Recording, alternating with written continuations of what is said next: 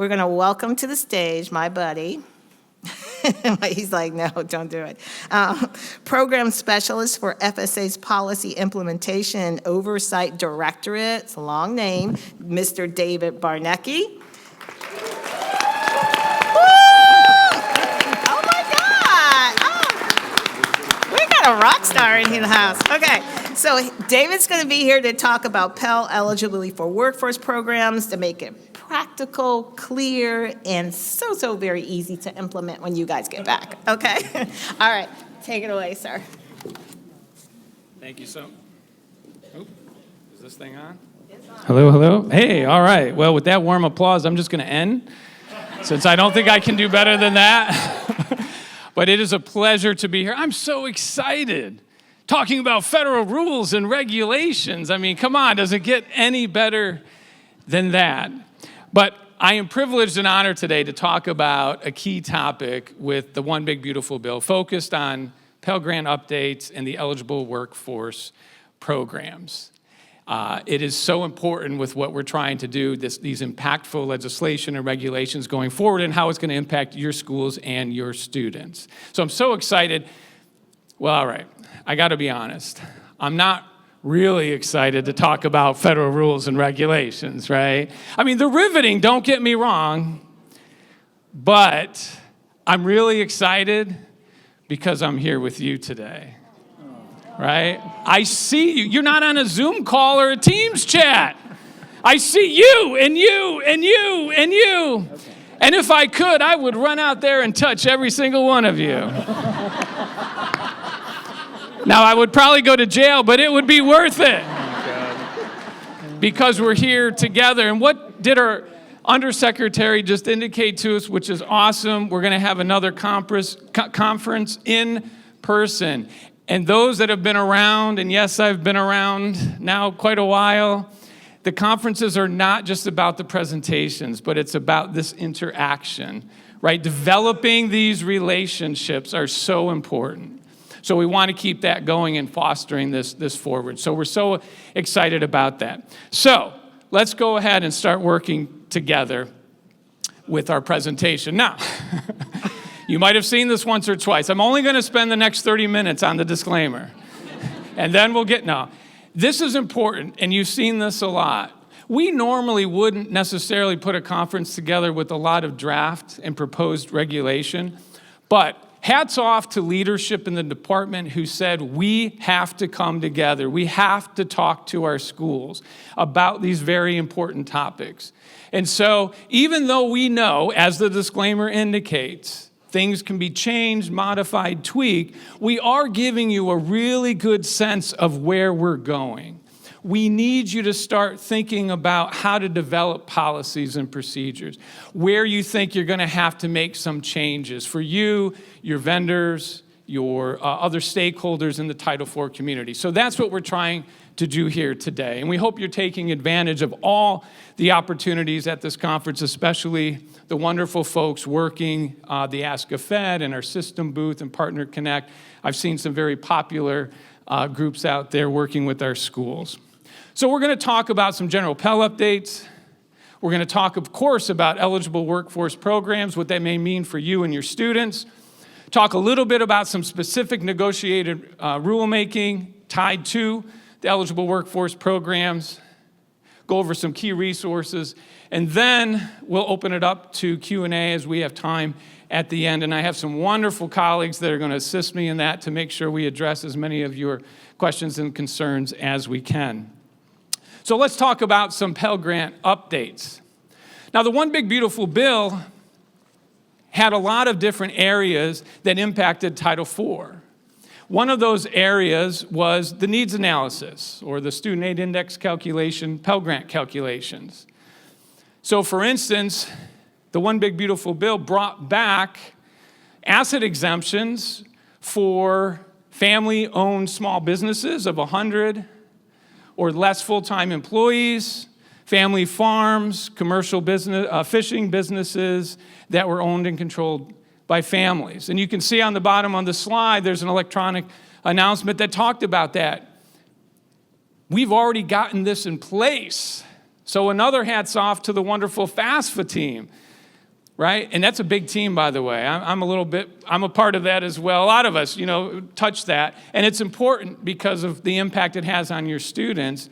And so very quickly, timely, and accurately, they got the required statutes implemented within the FAFSA process. So it's already out there for 26, 27. You'll see that in different aspects of the One Big Beautiful Bill, some of it helps students, some of it helps schools, some of it helps taxpayers, right? So it's a very balanced approach across our programs.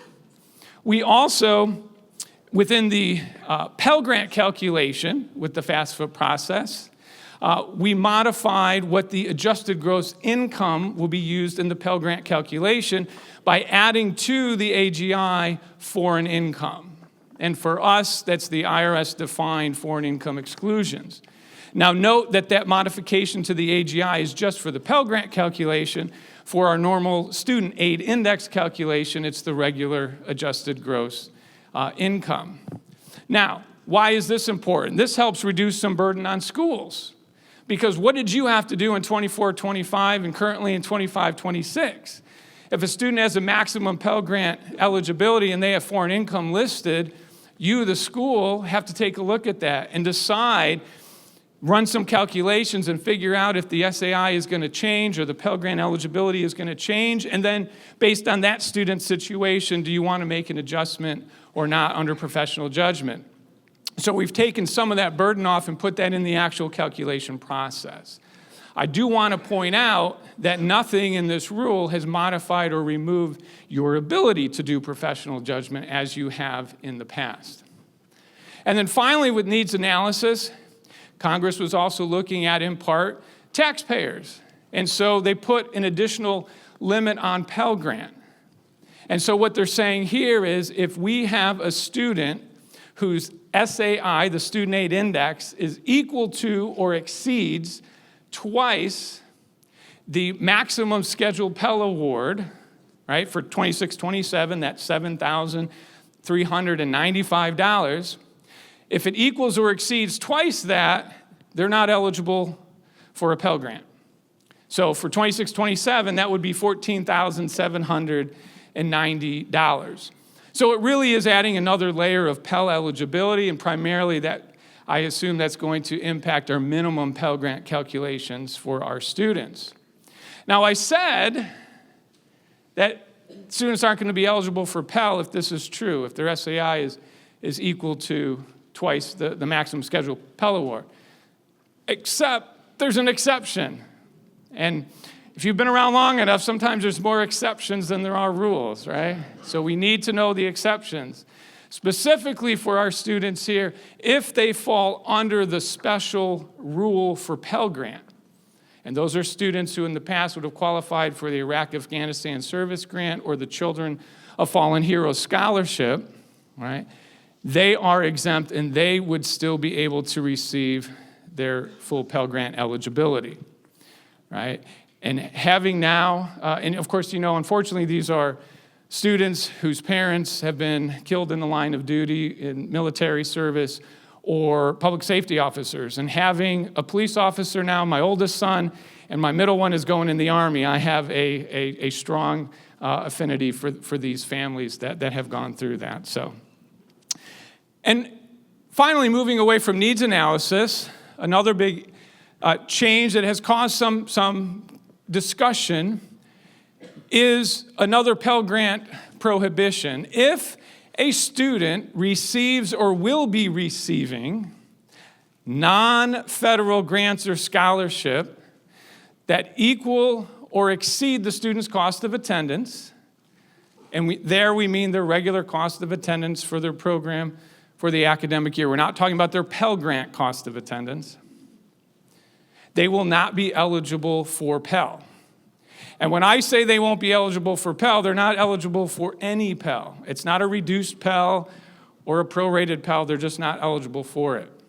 Now, some key words I used in that phrase that's in the law that we are regulating in the Notice of Proposed Rulemaking, which I just heard will be coming out very shortly. So that is really good news for you and for us. So what did I say? I said non-federal, so we're not talking about federal funds, and grants and scholarships. We're not talking about loans. So before we get super concerned about all the impact it may have on your students, do stop and think about how many of your students are receiving non-federal grants or scholarships that equal or exceed their entire cost of attendance, okay? Now, in the draft consensus language and what you will see in the MPRM, we are regulating this specific statute, providing additional guidance to our schools as far as what their options are when this occurs, and also what particular grants may not count against this particular statute. For instance, like emergency grants. So we'll provide some additional guidance in that draft language that'll be coming out very shortly. So now let's talk about the main issue that we're here today, which is Pell eligible workforce programs. And I want to stop here and just look at this title, and I did this specific because there has been some confusion and questions I've gotten regarding this. You notice I say Pell eligible workforce programs. I'm not calling it a workforce Pell or workforce Pell Grant or a workforce grant. And I stress that because some schools have said, hey, Dave, you know that new Title IV program? No, there is no new Title IV program. What the One Big Beautiful Bill did is it created a new category of academic programs that if it meets certain criteria, students enrolled in those programs will be eligible or potentially eligible for Pell Grants. All right? So we just want to keep that in mind. And notice I'm saying Pell Grants. A key piece of this, too, is that is the only Title IV program that these programs are eligible for. Right? So just keep that in mind. Now, before I continue, how many have a bet that I'm going to fall off the stage? Because as I'm talking, I keep thinking like, whoa! If I just disappear, it's okay. So currently, for your undergraduate programs that are less than 600 clock hours, less than 16 semester hours, less than 24 quarter hours, less than 15 instructional weeks, they're not eligible for Pell Grants. Now, there is a small exception, as you can see here, if all of the students enrolled in the program must have an associate degree or higher, but I can count in the last, I guess I'll admit it, 32 years with FSA, the number of times I've seen a school that had that program. So for the most part, those programs are not going to qualify for Pell Grants as it currently stands. By the way, some of you will say, well, aren't there some short-term programs that are eligible for Title IV? Yes, we have short-term clock hour programs, 300 to 599 hours, but what are they only eligible for? Direct loans. And by the way, that's not tied in any way to these workforce programs. They're completely separate. So in 26-27, when eligible workforce programs become effective, the One Big Beautiful Bill was able to create eligible workforce programs that, if criteria is met, students enrolled in those programs now may have access to the Pell Grant funds. Now, what do those programs look like? They are very targeted and focused programs. Look at the lengths on this slide. 150 clock hours to 599 clock hours. And we talk about equivalent with credit hours, 4 semester credit hours to 15 semester credit hours, 6 quarter credit hours to 23 quarter credit hours, 8 instructional weeks to 14 instructional weeks. Now, what's interesting is we're used to minimums being required for a lot of our programs as we establish them. Our eligibility folks will be looking at minimums. These programs set maximums as well, and that's important to look at that. But you can see Congress's intent here was very targeted programs. We'll talk in a little bit about what some of the intent is, but it's get your students in, train them up in a very focused trade skill set, and then hopefully they graduate and exit and start working in that high-wage field. Now, when we're talking about Pell Grants and what that means to you in financial aid, Dave, how are we going to award these students? How are we going to disperse them? It's all the same. We didn't modify the rules around Pell. So I want to stress here today, because I've heard this too, there is no Pell Formula 6. There is not an eligible workforce program formula. Programs, you can clap. Programs in this area for work can be clock hour programs. They can be credit hour programs, semester credit. They can be term-based. They can be non-term. They can be at proprietary schools, public schools, private nonprofits. So it does expand the breadth. And in fact, the school came up to us just now and said, I don't know if I should be here because we don't do these type programs.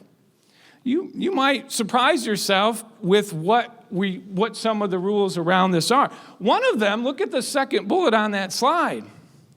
Students with a bachelor's degree can receive Pell in these programs.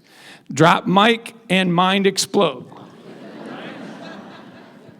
I mean, in limited circumstances with teacher cert programs, we've seen this, but it's not common.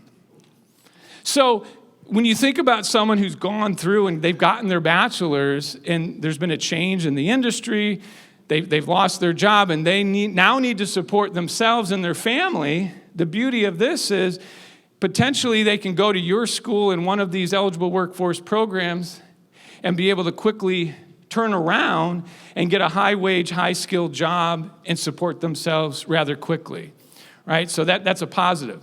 Now, with that in mind, I need to point out that if the student is enrolled in a program that leads to a graduate credential, so sometimes they're enrolled in more than one program. I was never smart enough to do that, but some students, right, are not eligible, nor if they have obtained a graduate credential. So that's important to keep in mind because you're going to have to be aware of that when your students are enrolling, right? So if I have a bachelor's and a master's, I wouldn't be eligible for that. All right, so just keep that in mind. Now, there's some other restrictions that you can see with coursework in your eligible workforce programs. Would some of this make sense? Because if you think about what Congress's intent was, is we want these to be very targeted, focused, and quick programs. We don't want them to extend out longer than what those maximums are. You can't add non-credit or remedial coursework. Now, I'm going to pause here because when you hear the term non-credit, some folks were concerned that that meant clock hours could not be used in a workforce program, and that is not true. You can have eligible workforce programs be clock hour, okay? So we just want to point that out. Also, you can't have English as a second language. You can't have correspondence coursework, right? You can't have study abroad, and you can't have the credit or the clock hour equivalencies of direct assessment programs factored in as well. So direct assessment programs would not be able to be an eligible workforce program. Now, what's the process ultimately for you to get programs approved? Because I know some of you now are getting excited about these type programs, how it's going to help your students, how it's going to help your schools. And we're excited with you.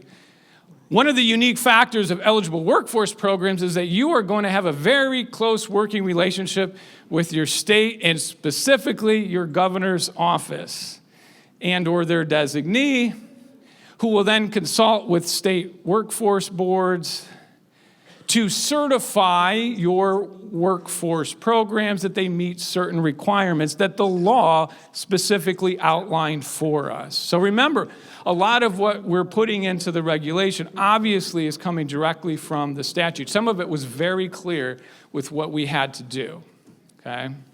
And so you can see here on this slide, the governor's office is going to be looking at, hey, are these jobs high wage, high skill, in demand sectors in your local economies, in your states? And believe me, in talking to the Department of Labor and other groups, we know that the states are really excited about this too because they have demands in certain sectors, and they would love to beef up having trained, skilled individuals who can come in and meet those demands. Does the program meet all the hiring requirements of the employers of those specific occupation and fields, right? Are these programs stackable and portable across different employers? Can the credits or the clock hours transfer to other programs, right? Which could be at the school offering the workforce program as well. They also will have to compute placement rates, 70%, and will also have to be involved, at least initially for the first couple of years, completion rates of 70%, okay? So clearly the governor's office has a key role. Then the department, of course, has a role. So just like any new academic program that you need approval by the department, you're going to have to submit an application through Partner Connect telling us that you want to have this program approved by the department. And I do need to stress, as it stands now and as the draft regulation will spell out, every eligible workforce program has to be approved by the department, right? So you're going to have to go through that process. You can kind of see what we're going to be looking at. Have you met those minimum and maximum lengths? Is there coursework that should not be included in these programs? And I really want you to look at that time offered, because this has also caused some concern. It says that the program has to have met all of the criteria for at least 12 months prior to the department approving the program. So it has to be in existence for a year, and the statute calls that out. But some schools are then saying, oh, well, it's going to be a whole year before any of these programs can come into play, so we got some time. It's not just about creating new workforce programs. But I know some of you, because I can see your minds working. I'm a Fed, I have special talents, but you're already thinking, what about my current programs? Maybe I'm going to be able to check all of these boxes, because that's what's key. For the last year prior, would these programs meet these requirements? Can the governor say, yeah, this is a high wage, high skill. Yeah, it meets the hiring requirements.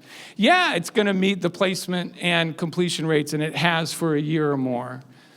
Yes, it's met the minimum and maximum length. So you might be surprised that you have some programs that maybe fairly quickly you'll be able to put in the pipeline to potentially get approved by the department. So it's not just waiting a whole year, and I just let you know that because I think that's exciting for some of our schools and students, that it may be here sooner than we think. Now, what are some things to think about when you're preparing or evaluating if you're going to get into the world of eligible workforce programs? Well, you want to make sure, and I'm preaching to the choir here, right, that your whole school needs to be involved with this. Financial aid is not the be-all, end-all. People think you do, they don't pay you enough, but they think you can do everything. That's not true. You need the president. Yes, amen. You need the president. You need your administration. You need IT. You need academics. You need admissions. Because think about what I just mentioned in that short time, the different areas that a workforce program is going to touch. Who is going to reach out and touch base with the state to find out that process? Who's working with employers? I really hope it's not another hat put on financial aid. You've got quite a few, right? So you've got to coordinate that. Who is going to look at your transfer credit policies or your articulation agreements or how you're going to apply credit or clock hours to these type programs, right? And again, what fields of study, what occupations will meet this high demand, high skill discussion we're having? So who is going to reach out to those local workforce boards, the employers, the state, and so forth? What is the state process going to be? I can tell you in negotiated rulemaking, it was my first experience being live and helping the team. And I got to do that again. I was so excited with accountability. But we did a lot. We worked hard. And I will tell you, the state agencies that were there are excited about this. They really are. And so I'm sure some of the states have already started thinking about how they might do this. We work closely with the Department of Labor, with the WIOA, the Workforce Innovation and Opportunities Act. So there's programs out there. I know some of you and your students are already working through that. So states have some models that they already may have in place to help work with this, but you do need to find out what is that process going to be from their end. And then, of course, we can't forget our accreditors. Accreditation is important. Every program that you submit to us for approval has to have state approval and accreditation. So nothing in that has changed. Some of you may already have eligible workforce programs, and it may already be covered under your scope of accreditation. Great. Some of you, this may be a whole new venture, and you need to check with accreditation because accreditation may say, hey, this is a substantive change, or we need to evaluate, we need to review. And because that may take some time, you do need to work with them as well. So we have some things you need to do before we're going to start submitting it to the department for approval, and we just need you to be aware of that. Now, the other key piece, anytime, almost everything now, if there's any kind of change, update to Title IV rules, there's going to be a system impact, right? We can't live today without systems. And so that's true here too. So one crucial system that's going to be involved with eligible workforce programs is our Common Origination and Disbursement System, COD, okay? Now, how is this all going to begin? It's actually going to begin with you, the schools. You're going to have to tell us that a student is enrolled in an eligible workforce program. And how are you going to do that? We're moving forward within the FPS system, the FAFSA processing system, where you will tell us on a student's ISER through the FAFSA partner portal or the electronic data exchange, et cetera, that they are enrolled in an eligible workforce program. I believe Aaron yesterday mentioned some changes coming to the ISER at the end of April. So we're already jump-starting and trying to get those things in place. And I think it was Jeremy who mentioned how often we're meeting. It is daily. There are so many people involved in implementing all of the different aspects of the One Big Beautiful Bill across different areas. And so we are committed to doing this. And so this is one of them. Once FPS gets that information from you, we will then share that with COD, who will populate the student's record in COD, indicating that they're in an eligible workforce program. Now, we will also, for every Pell disbursement that you submit on behalf of that student in that program, you will also have to now tell us your tuition and fees. Now, I will explain that in just a little bit about why that's important, but that's a key piece with workforce programs.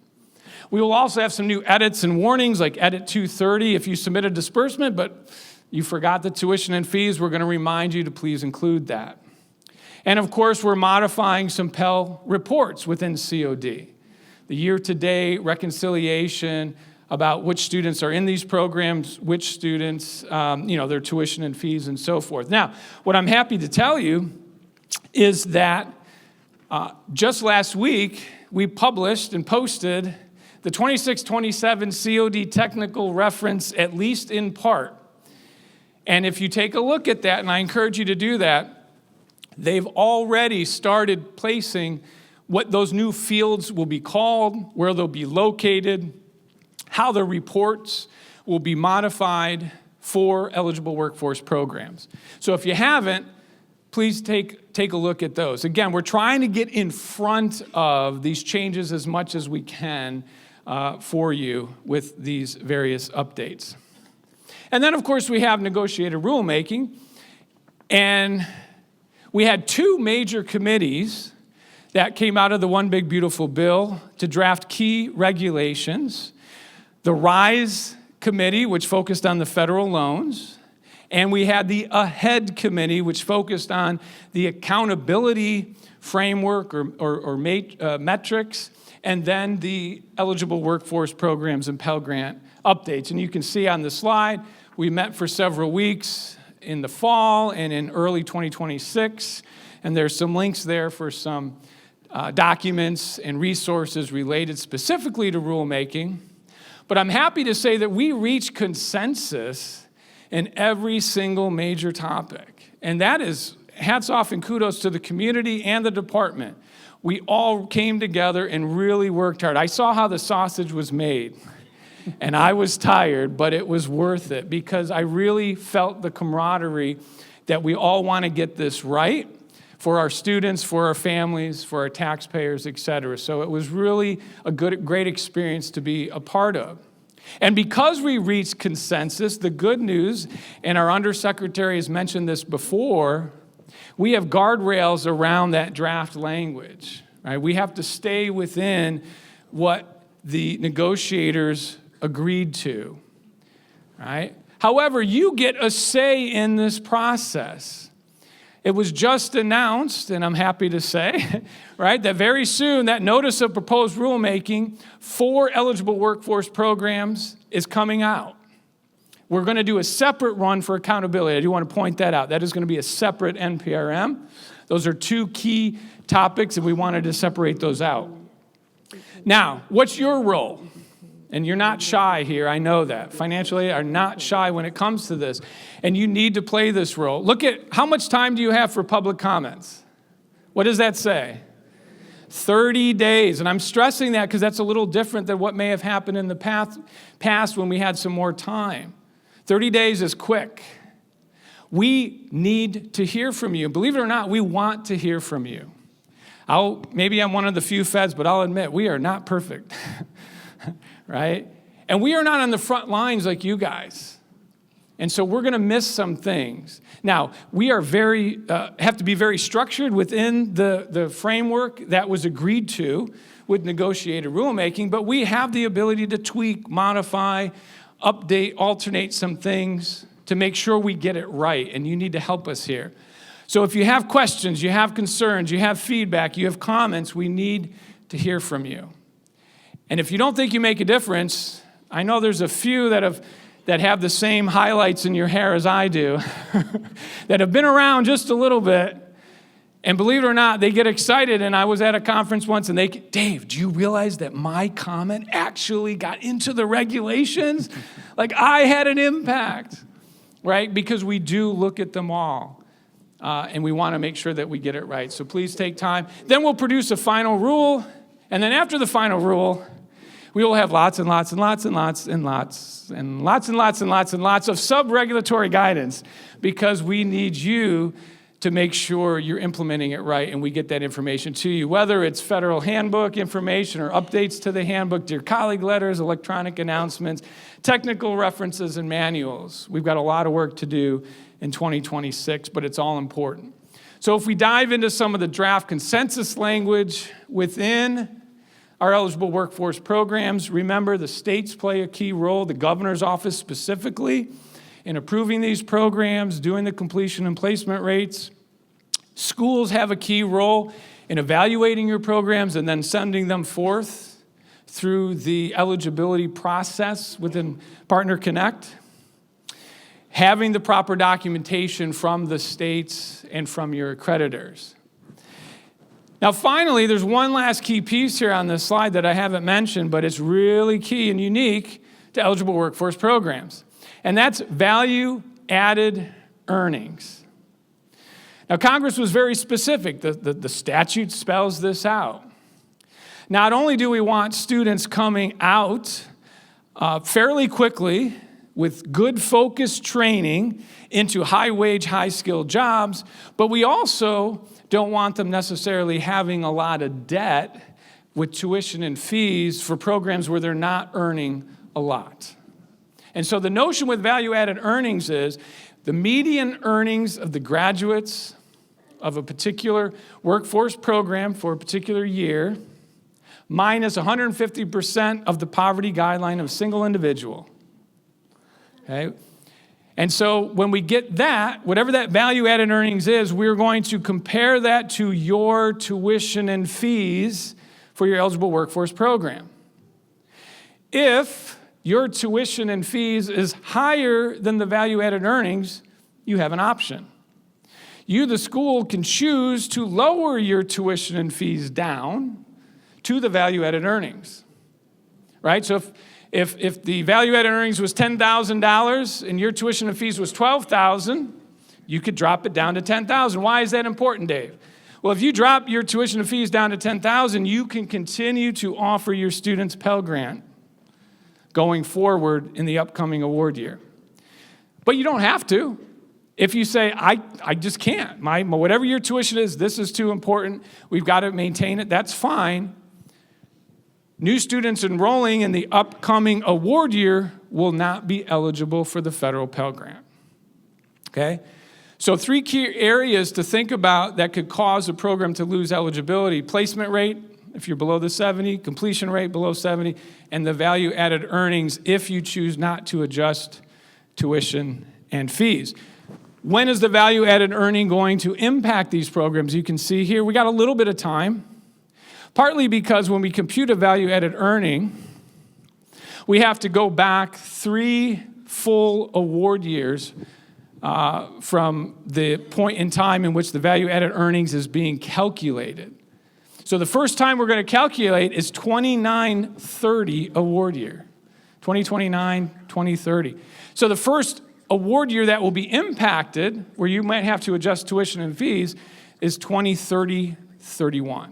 So we got a little bit of time, but you got to think about this in your overall process if you potentially want to get involved with their eligible workforce programs. A couple of key resources regarding our negotiated rulemaking process and so forth, but honestly, the most important one is the one that's going to be posted any day now, and that is our notice of proposed rulemaking. And that Knowledge Center, I know a lot of you, right, that's my homepage. I'm pretty boring, but make sure if you haven't, you should, as financial aid folks, you should get those daily updates. You should get those weekly updates because it kind of just jars your memory that it's important. So we got to make sure that we have, that you have that information when you need it because, again, time frames can be short or quick with that. So at this time, we are going to take questions and answers. I'm going to invite some of my colleagues up, and some of my colleagues are going to stay on the floor. We have Dave Musser from OPE, so I'm excited for that. I guess he's the only one who wants, it's the Dave show, the 2 Daves. But also we have folks from our student eligibility, Jeremy Early. We have Kira Mosley-Hobbs from our Policy Implementation Division. We have Aaron Washington from OPE. We have Linnea Hanks from our Policy Implementation Division. Yeah, it's an army we have. It's good. I feel very comfortable. But before we begin, I do got to point out one thing, and I just had to do this. You know, Aaron wore a sparkly jacket the other day. Now, guys, I don't think he realizes that was our old uniform. All right, we got rid of that in the 80s. So just in case we come to your school, you need to know what our real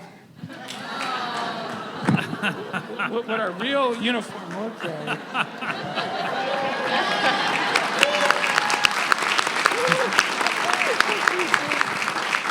Now I see some running for the door. They've had some experiences. Yeah. When I was a program review, no, just kidding. All right, so we're going to start taking questions. The QR code is up. So again, I encourage schools that are in our alternate rooms to please make sure you submit those. We have people looking at those questions. And then I'm going to sit down here with Dave, and then we're going to start taking some questions from the floor first. So let's start on the far end. Yes, sir. Hello. I just want to clarify, are clock hour and credit hour programs the only programs eligible for the Pell Eligible Workforce programs? Good. You can hear me. Just want to clarify your question. There's really only 3 kinds of academic progress in terms of Title IV eligibility for programs: clock hour programs, credit hour programs, and direct assessment programs. In the proposed regulations that we reached consensus on, the department would not permit direct assessment programs to qualify as eligible workforce programs. Thank you. Let's go in the middle here.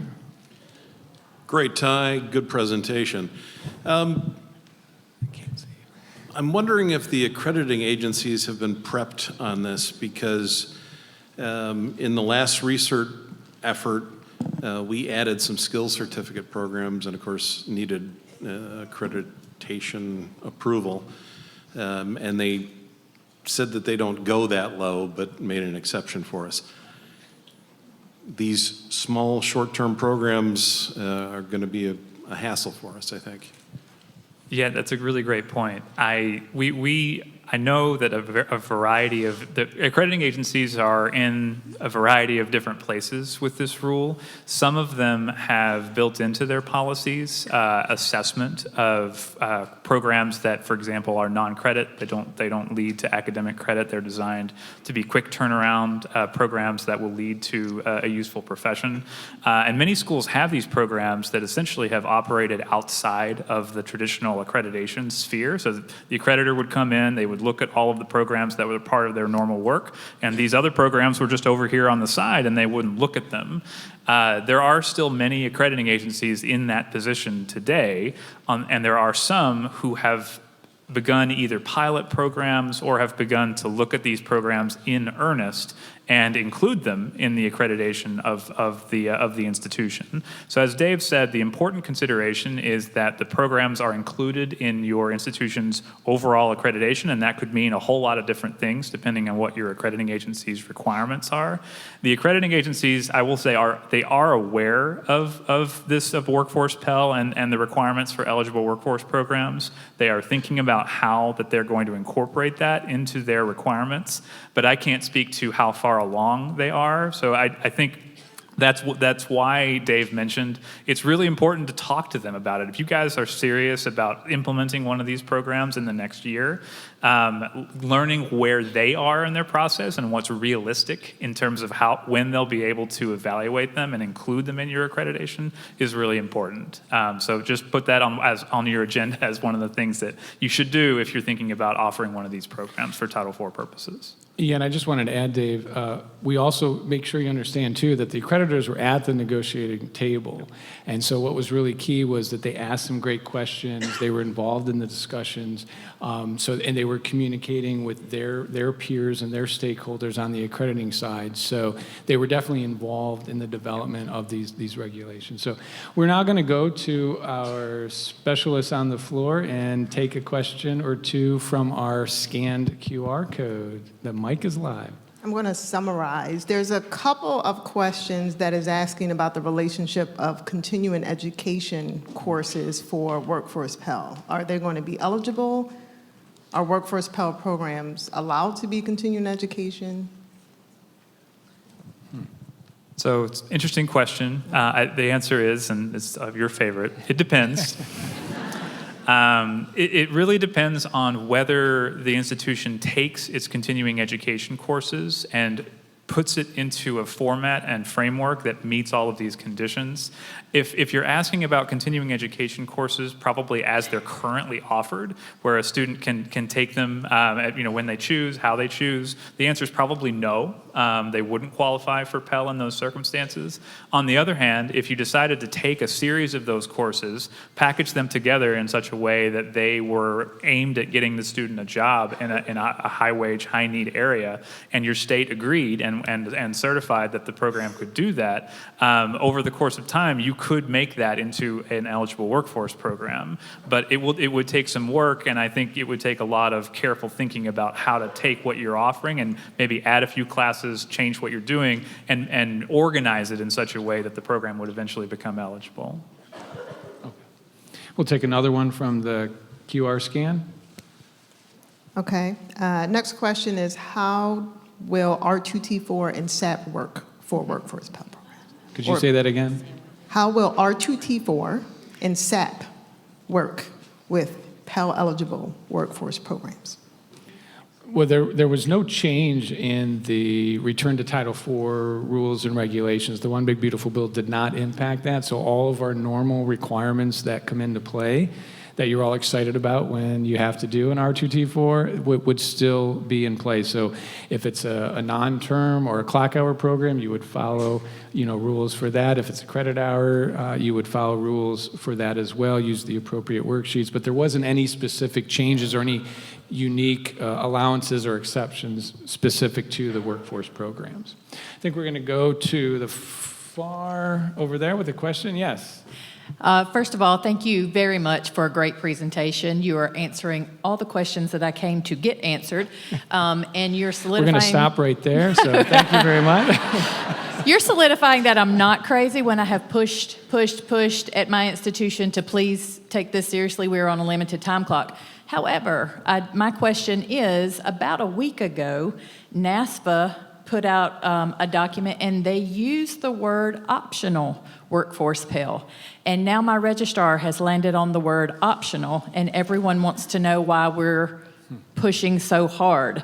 That's the first time I saw it. It was about a week ago for optional, and it's my understanding, I guess you could opt in, but would this not be something that you are required to do if you have eligible programs for your students? Oh, no. Yeah, so if you're talking about if I have a program that would meet the requirements of an eligible workforce program, it is always up to the school to decide whether they want this program to be Title IV eligible or not. So that process hasn't changed.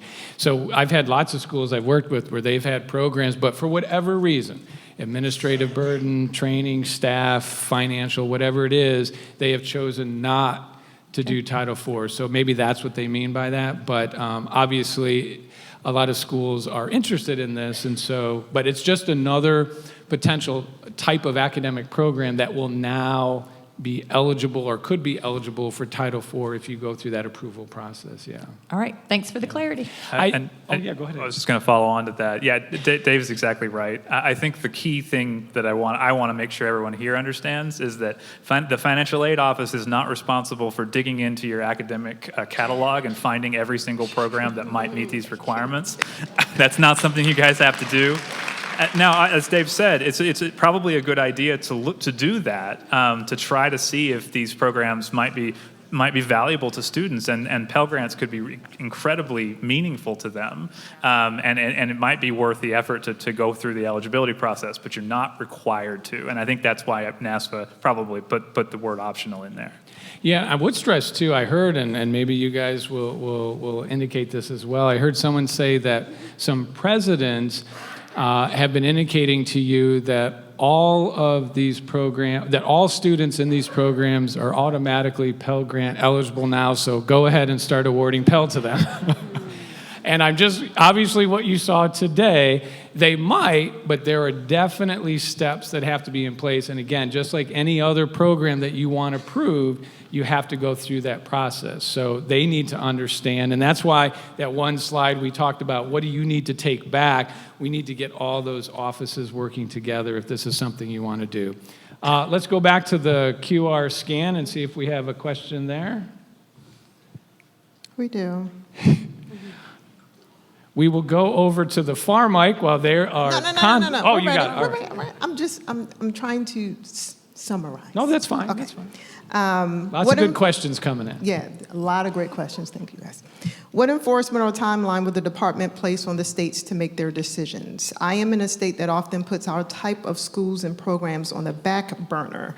What support will the department give our schools to force our state to get their acts together? We're going to go over to the... Yeah, I really like the confidence that question suggests about the department's ability to get the states to do anything. However, that said, the department does plan to provide states with sub-regulatory guidance about how we interpret some of these things. There will be lots that's published as part of the final regulations before the summer that are crystal clear, that are in the regulations. As Dave said, a lot of it won't be crystal clear and will need additional guidance so that both you as institutions and your state partners understand what the department's intent was with some of these things.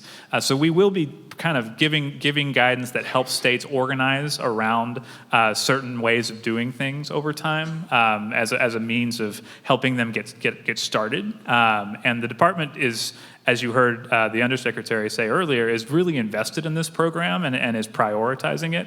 And we have interagency partners as well, like the Department of Labor, who are also very deeply invested in this program, especially since it meshes and works with the Workforce Innovation and Opportunity Act, WIOA legislation, and those funds for existing funds for workforce programs. So there will be some support from the federal government to get this done.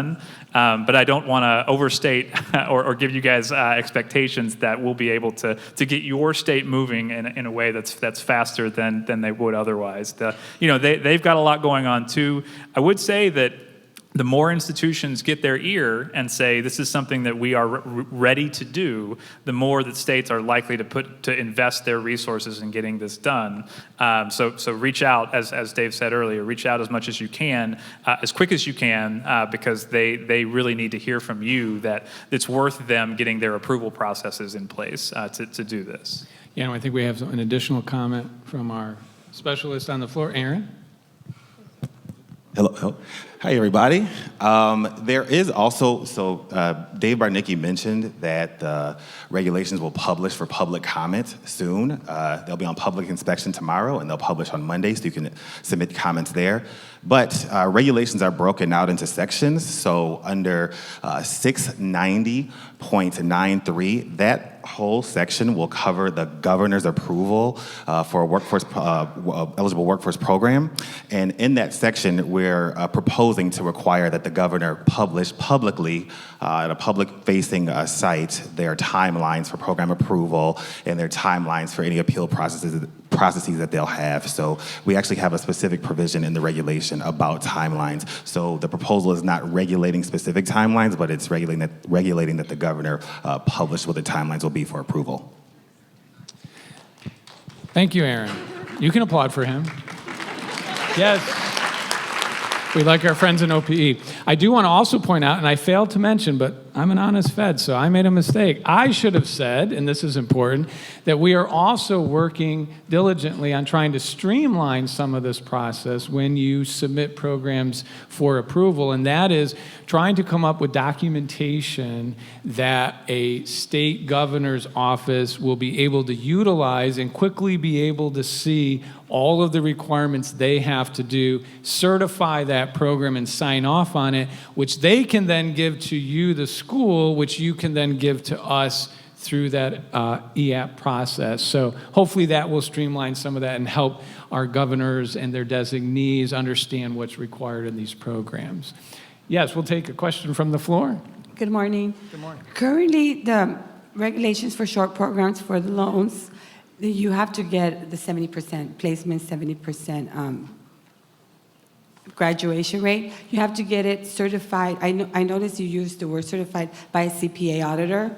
Is that currently going to still be for these programs? Great question. So in the proposed regulations, and so keep in mind these are proposed regulations, there is actually a sequenced process where the calculation of completion and placement rates will work differently at different times. Initially, for the first several years that that Workforce Pell is in place, your state would be required to calculate both the placement and completion rates for the program based on information that presumably that you provided for both purposes. Then after that, there would be a period where we return the completion rate to the process that exists currently for short-term programs that qualify only for direct loan programs, which, as you said, requires that the completion rate be attested to by your non-federal auditor. So only at that point would you have to have your audit firm evaluate the completion rate that you calculate.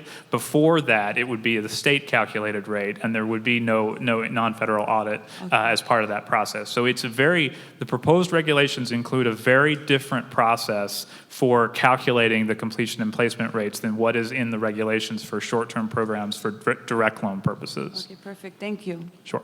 Great question. I should also point out, we can't cover everything when we do a high-level presentation, but in the notice of proposed rulemaking, we are going to have regulations that focus on regaining eligibility, what happens when you lose eligibility, potential appeal situations, and there are very directed questions, several of them, that we're asking for input from our stakeholders. So again, I can't urge you enough, really take a careful read through that NPRM for that. Let's go to our QR scans and see the next question from our specialist on the floor. Will Pell for Workforce programs be subject to gainful employment? That's another great question. All of this is subject to negotiated rulemaking.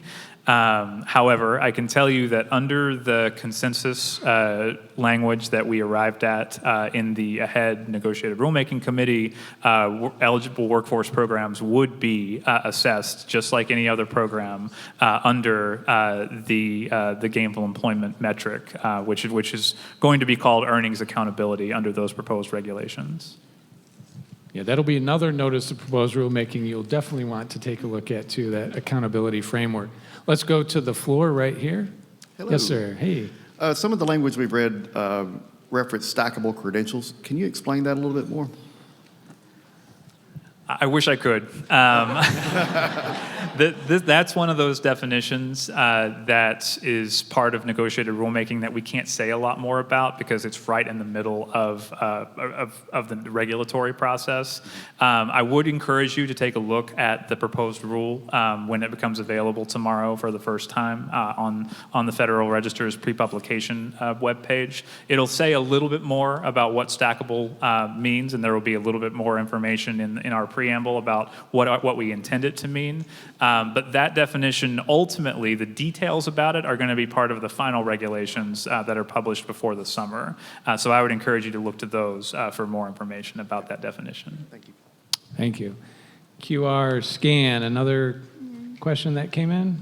Yep. How will the implementation of Pell for eligible workforce program affect prison educational programs? It's another really great question. So as the proposed regulations are drafted, there is no different treatment for individuals who are currently incarcerated when they enter an eligible workforce program.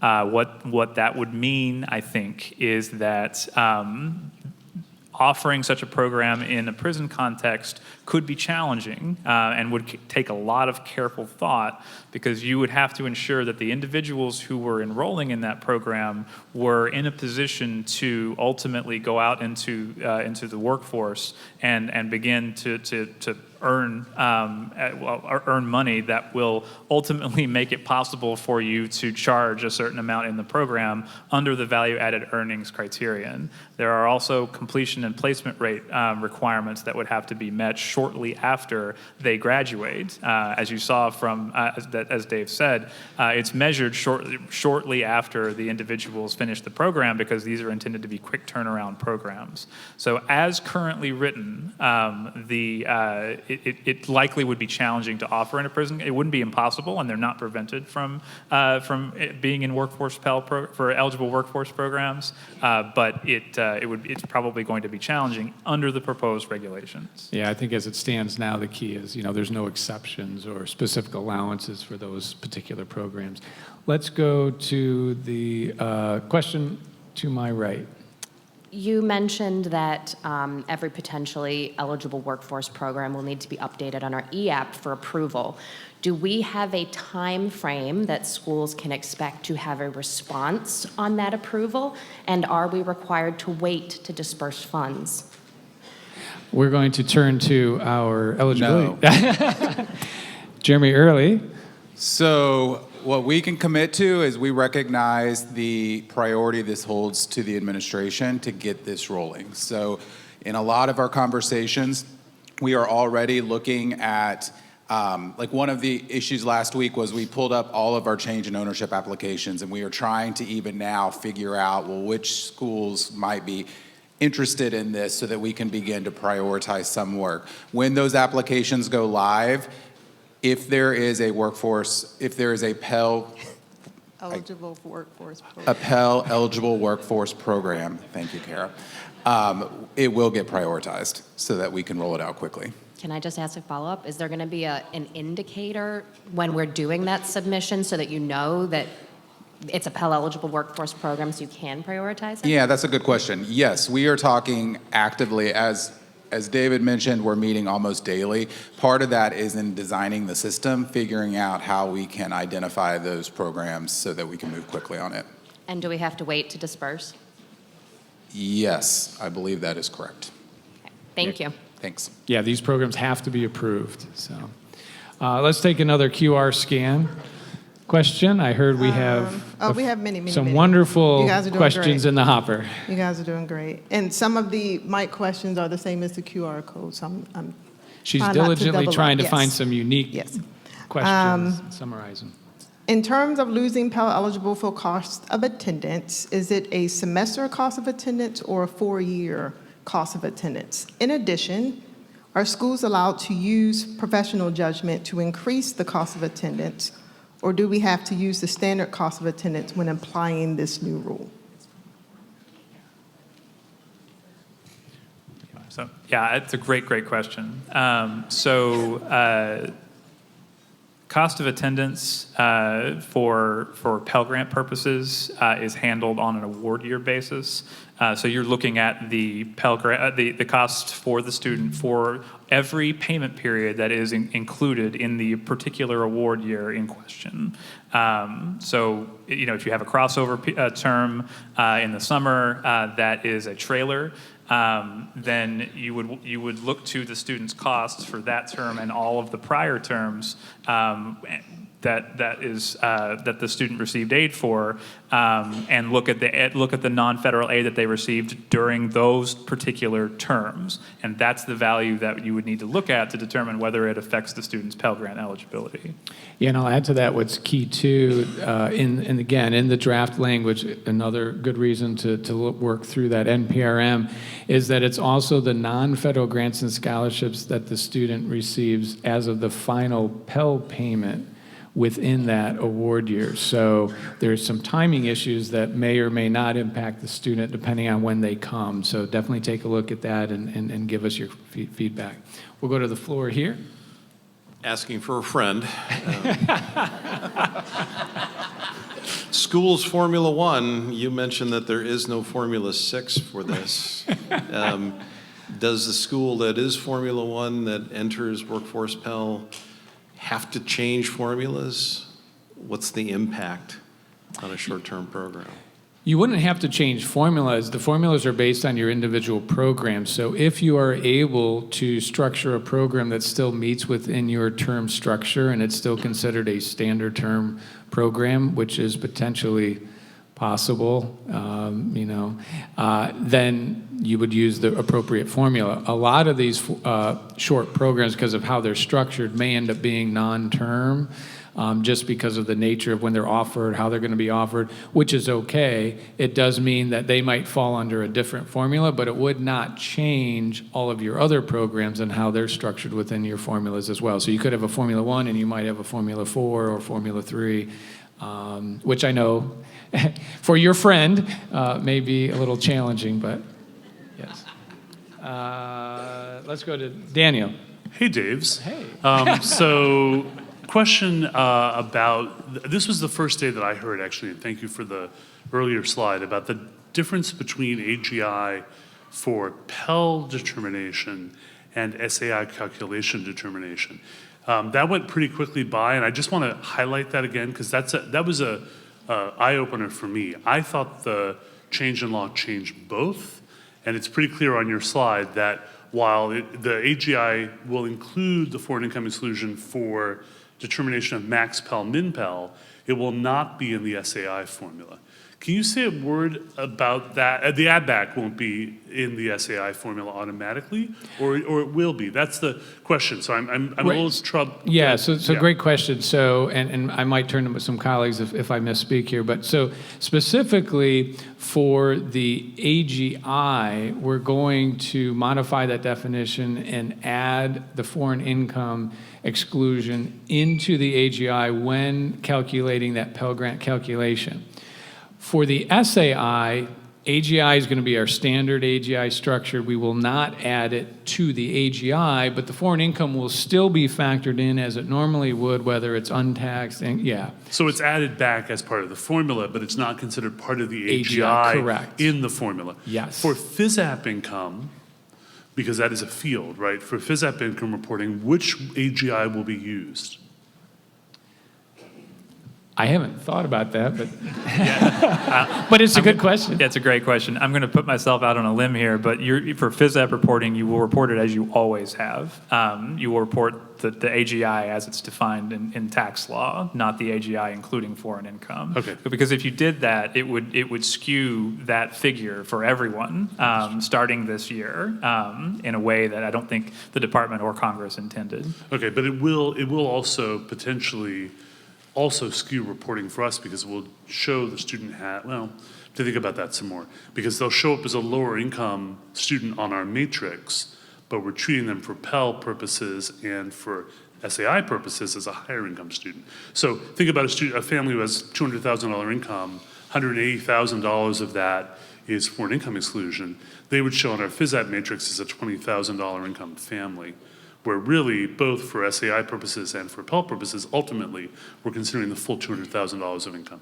So just a piece to take back and think about. Yeah, we'll definitely take that back. Thank you. And Kira, that question was submitted by QR code too, so you can remove it. Oh, I thought you were going to say you're going to make up a school name. QR scan, we have a few more questions. Oh, you have hundreds of questions in the QRs. Hundreds of questions. Yeah, but we only go until 10:30, so sorry. Can a student receive Pell Grant in a bachelor program while also attending another school's workforce Pell eligible program? So if I heard that correctly, you're asking if someone can be in a 4-year bachelor's program at one school and then in an eligible workforce program. It's asking about concurrent enrollment. I'm sorry? Concurrent enrollment. Oh, concurrent, yeah. Yes. Yeah, the law prevents an individual from receiving Pell concurrently at two institutions, just like it always has. But it went a little further, and it also prevents a student from receiving a Pell for an eligible workforce program at the same time that they're receiving Pell for another program at the same institution, which is different from the way that the rules have worked in the past. In the past, we've allowed institutions to combine enrollment for Pell purposes if your academic calendar is aligned for students who are enrolled in two programs at the same time.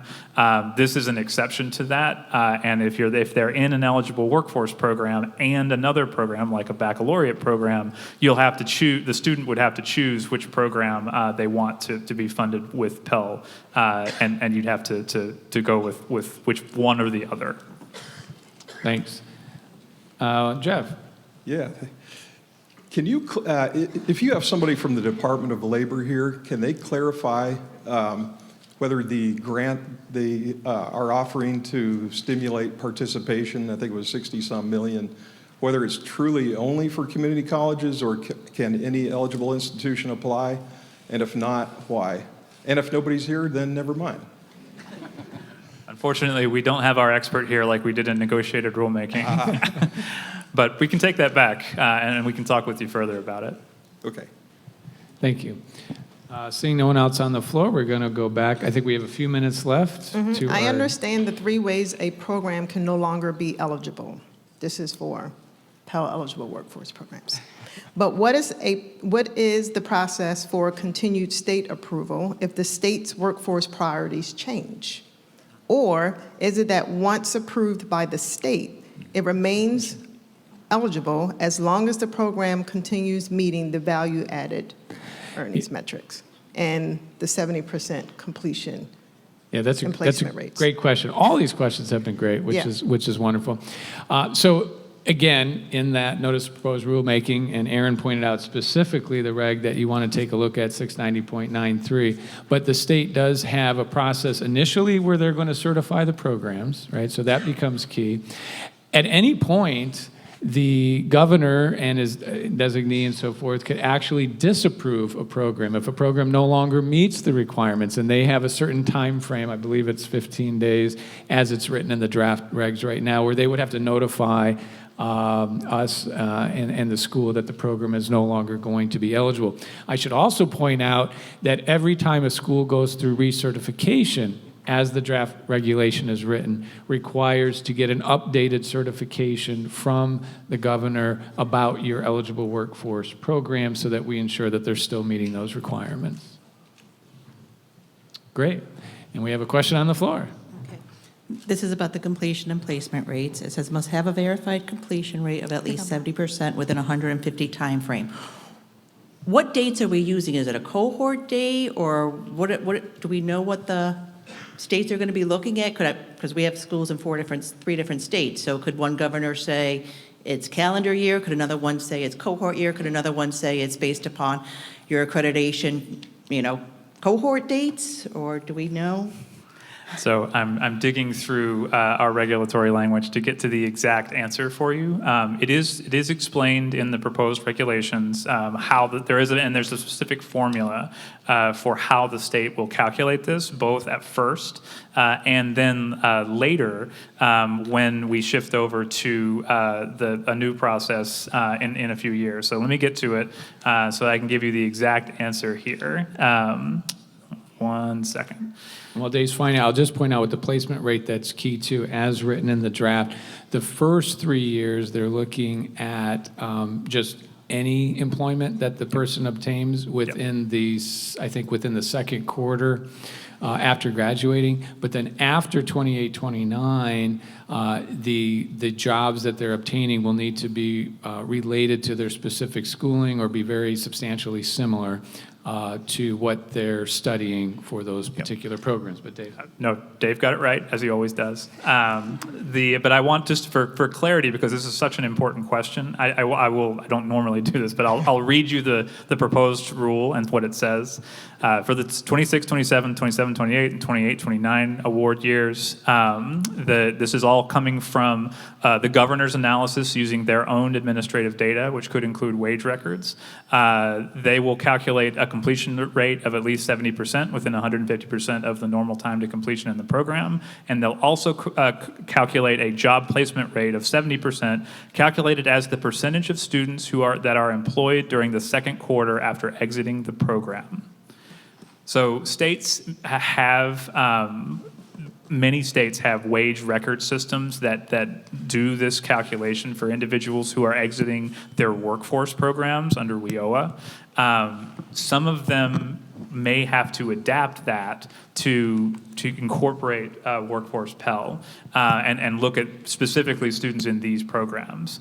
When we get to the 28-20, every award year after 28-29, the placement rate will be calculated as the percentage of students who are employed in the occupation for which the program prepares students, as identified through a process that's established elsewhere in the regs, or a comparable high-skill, high-wage, or in-demand occupation during the second quarter after successfully completing the program, as determined by the governor. So the difference is the department is proposing to make this a little bit easier for states at the beginning, using whatever wage records they may have and the systems that are already in place. But there's an expectation built in that eventually the states will have a sophisticated enough process to look at the specific field that the individual is in after the 28-29 award year and calculate the placement rate using much more specific information about what they're actually doing in their employment. And I have one last question. I'm going to assume that this is also going to be part of your 90-10 calculation, that this will we need to use this as 90-10 calculation? If you receive revenue for eligible workforce programs, that's part of the federal revenue as part of your 90-10 calculation. We're going to have to wrap that up, folks. Thank you for so many great questions. We'll be around at the various other sessions going on and out in the main hall if you need us. Thank you.